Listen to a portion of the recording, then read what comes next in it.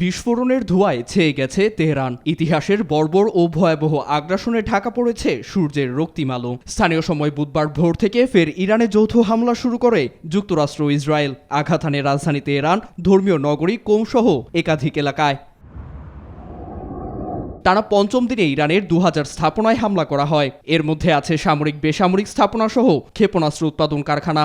এছাড়া 17টি ইরানি জাহাজ ও একটি সাবমেরিন ধ্বংসের দাবিও করেছে যুক্তরাষ্ট্র ইসরায়েল। প্রাণহানি হাজার ছুঁয়েছে বলে দাবি যুক্তরাষ্ট্র ভিত্তিক ইরানি মানবাধিকার সংস্থা হিউম্যান রাইট অ্যাক্টিভিটিস।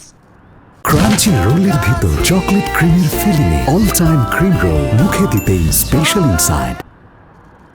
সর্বশক্তি দিয়ে প্রতিরোধ হামলা করছে ইরানও। 1300 থেকে 1700 কিলোমিটার দূরপাল্লার ক্ষেপণাস্ত্র দিয়ে আঘাত হানছে ইসরায়েলের মধ্য ও দক্ষিণাঞ্চলীয় এলাকাসহ অধিকৃত জেরুজালেমে। ইরানের বিরুদ্ধে লড়াইয়ে যুক্তরাষ্ট্রকে সহায়তা করায় বিপাকে মধ্যপ্রাচ্যের দেশগুলো। নতুন করে মার্কিন স্থাপনা লক্ষ্য করে 40টি ক্ষেপণাস্ত্র ছুড়েছে আইআরজিসি। সৌদির রিয়াদে মার্কিন দূতাবাসে হামলা হয়েছে। কাতারের আল উদেদ বিমান ঘাঁটি লক্ষ্য করে ছোড়া দুটি ব্যালিস্টিক ক্ষেপণাস্ত্র প্রতিহত করলেও ধ্বংসাবশেষ থেকে হতাহত হয়েছে বেশ কয়েকজন। ইরানের ক্ষেপণাস্ত্র মোকাবেলায় ব্যর্থ কুয়েতও। এছাড়া ইরাকের বাগদাদ বিমানবন্দরের কাছে মার্কিন স্থাপনায় ড্রোন হামলার খবর পাওয়া গেছে। আগ্রাসনের প্রতিরোধে তেহরান কমপক্ষে 500 ব্যালিস্টিক ক্ষেপণাস্ত্র ও 2000-এর বেশি ড্রোন ব্যবহার করেছে বলে জানা গেছে।